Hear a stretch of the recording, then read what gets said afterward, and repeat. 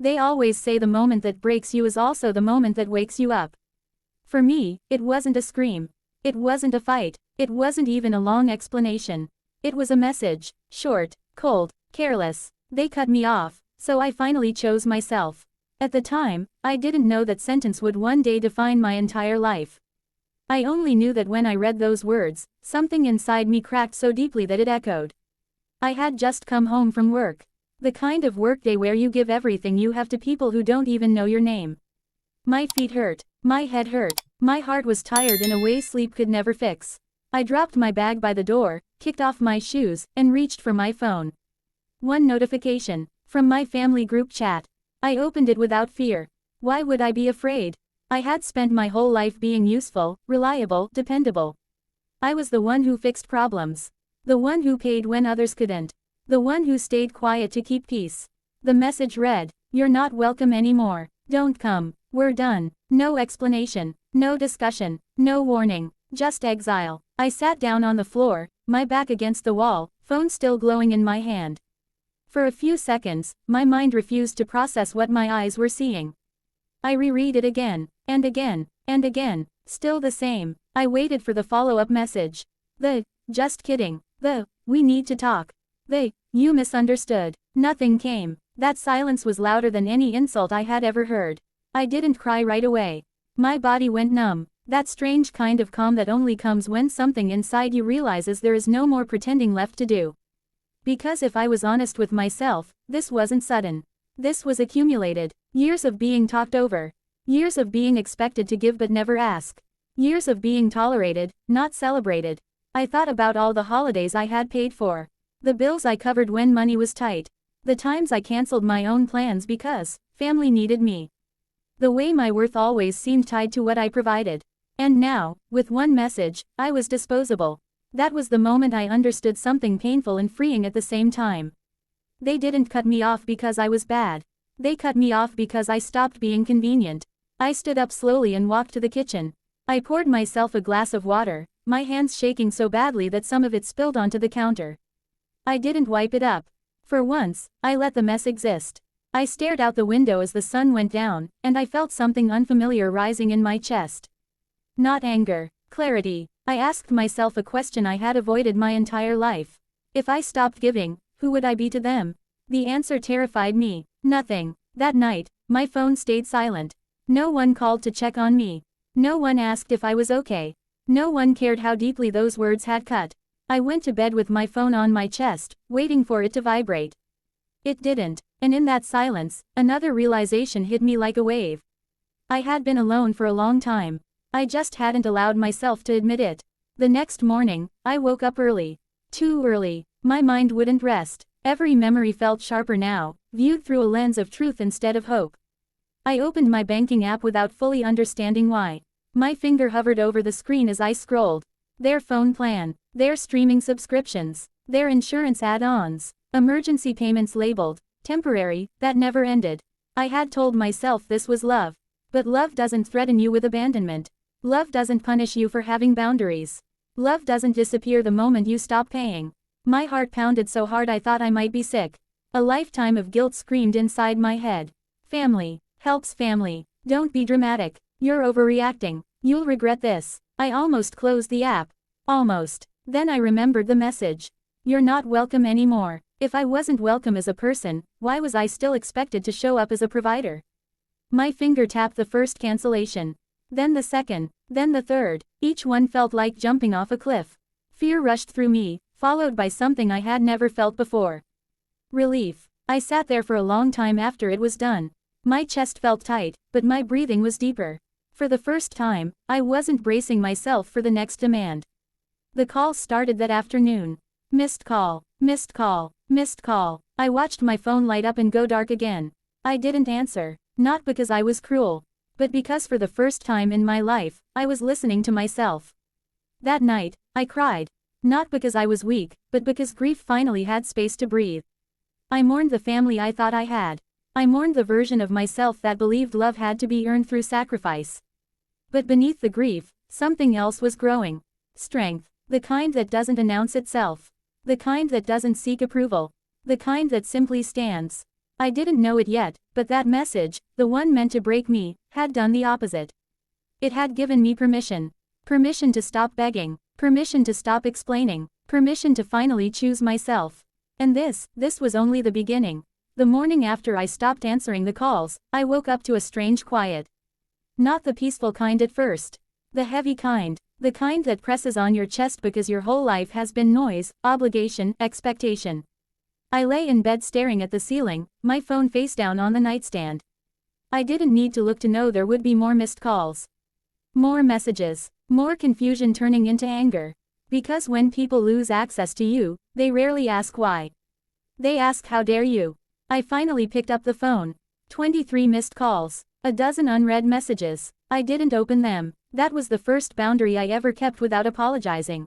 I got out of bed, made coffee, and sat at the small kitchen table where I had spent years doing mental math, how to stretch money, how to solve problems that weren't mine, how to keep everyone else comfortable. This time, I did something different.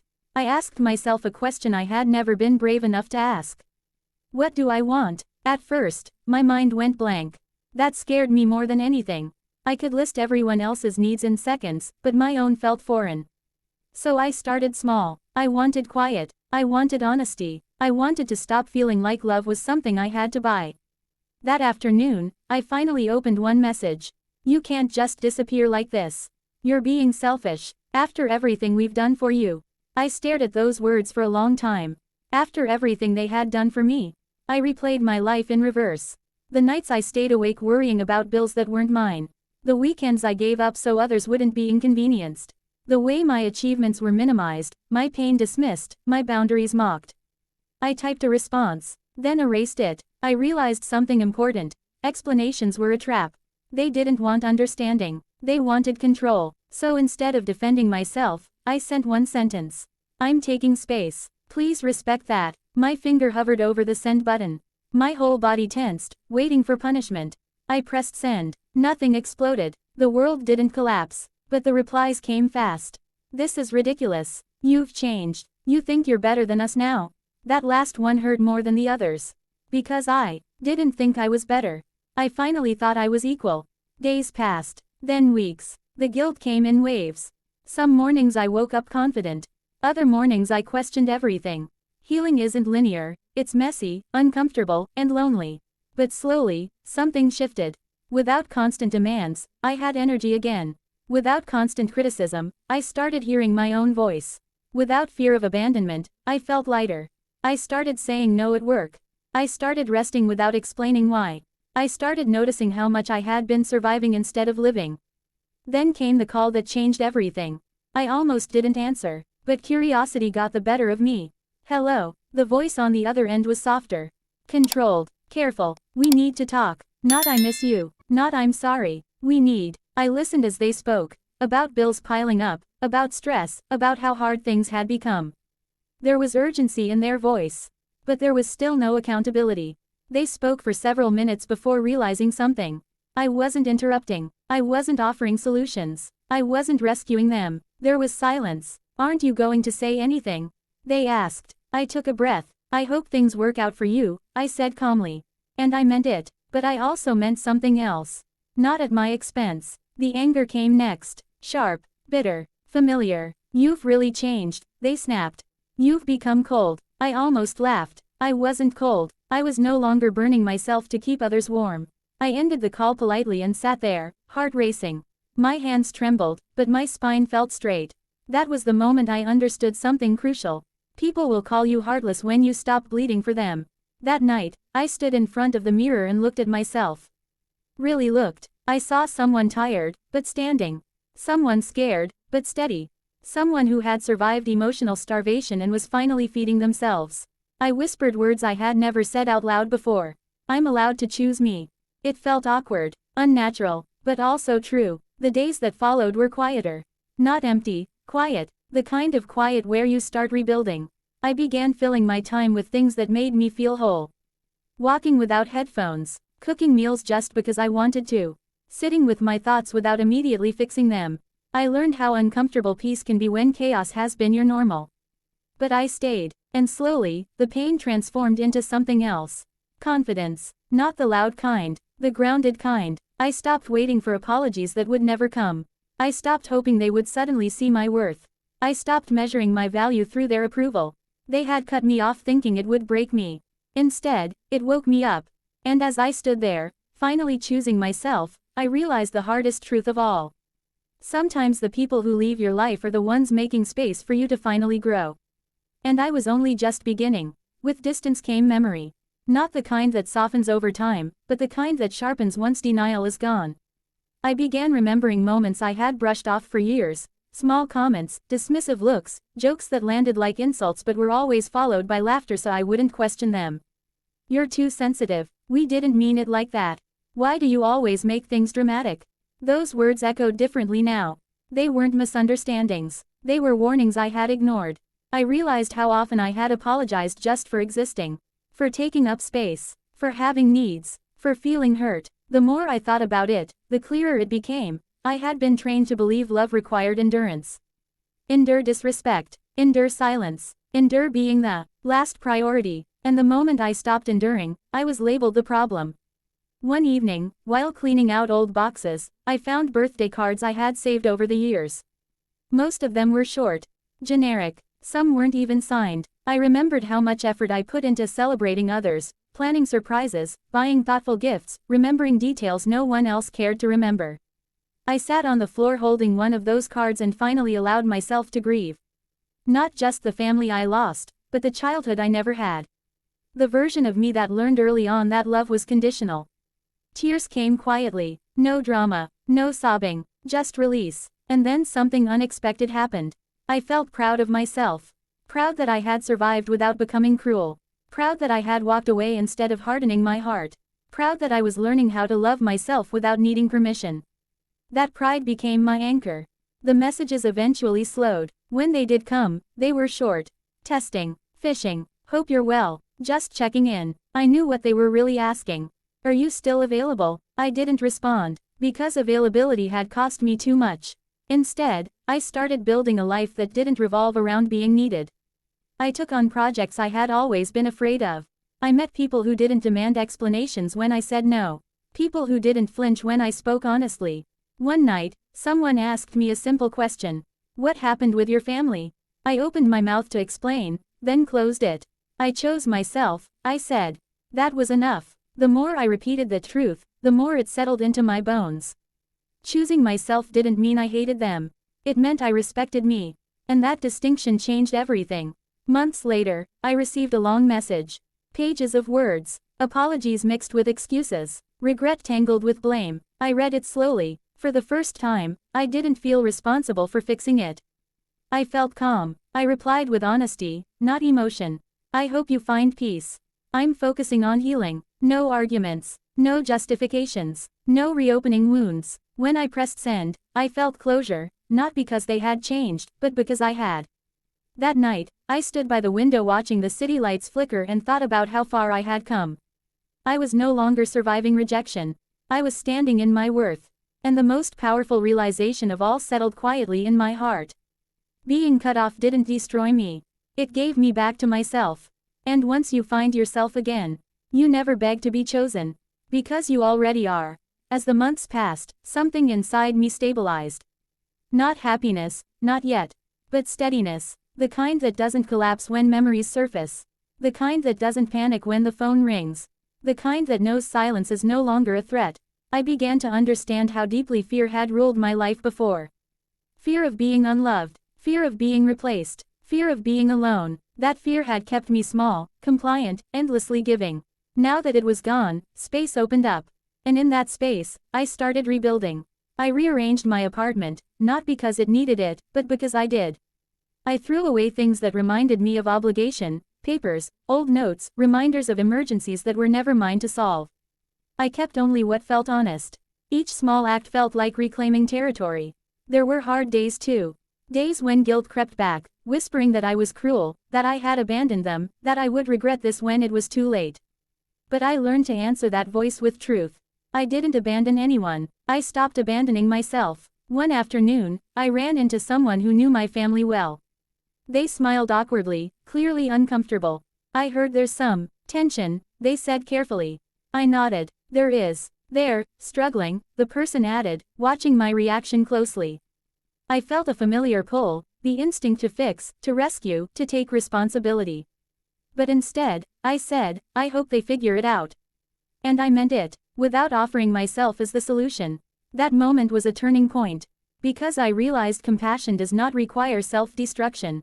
You can care, without carrying. You can wish well, without sacrificing peace. I went home that evening and felt something I had never felt before. Safety. Not because the world was perfect, but because I trusted myself to protect my boundaries. I started journaling, writing letters I never sent. Pages filled with truths I had swallowed for years. Anger, sadness, disappointment, but also gratitude. Gratitude for waking up. Gratitude for clarity. Gratitude for the version of me that finally said, enough. One night, as I reread those pages, I noticed a pattern. I was no longer asking, why wasn't I enough? I was asking, why did I accept so little?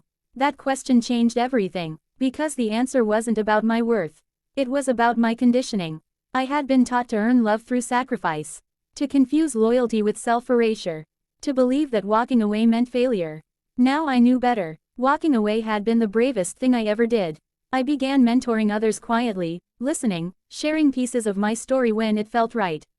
Every time someone said, I thought I was the only one, I felt purpose bloom. Pain, when understood, becomes wisdom. And wisdom wants to be shared. There were no dramatic reunions. No movie-style apologies. Just distance, honesty, and growth. And strangely enough, that was enough. Because I was no longer waiting for them to choose me. I had already chosen myself. And that choice didn't make me lonely. It made me free. Freedom didn't arrive all at once. It arrived quietly, disguised as ordinary days. Days where my phone stayed silent and I didn't flinch. Days where I made decisions without asking for approval. Days where I laughed without wondering who might disapprove. One morning, I caught myself smiling for no reason. That's when I realized something profound had happened. I wasn't healing anymore. I was healed enough. Enough to trust myself. Enough to walk forward without looking back. Enough to know that my worth no longer depended on being needed. I thought about that message again, the one that had started everything. You're not welcome anymore. At the time, it felt like rejection. Now, I understood it was release. Because sometimes, being cut off is life's way of cutting you loose from what was drowning you. I no longer measured love by sacrifice. I no longer equated loyalty with suffering. I no longer chased acceptance from people who only loved the version of me that served them. I built a life that felt calm, honest, and mine. And here is the truth I wish someone had told me sooner. If choosing yourself costs you people who only valued what you gave, you didn't lose love. You lost chains. Being alone for a while didn't break me. It rebuilt me. I learned that peace is louder than chaos once you listen closely. That boundaries are not walls, they are doors to healthier connections. That self-respect attracts the right people and repels the wrong ones. I don't hate them. I don't wish them harm. I simply no longer carry what was never meant to be mine. They thought cutting me off would make me crawl back. Instead, it taught me how to stand. And if you're listening to this right now, feeling guilty for choosing yourself, feeling scared because you stopped overgiving, feeling lonely because you finally set boundaries.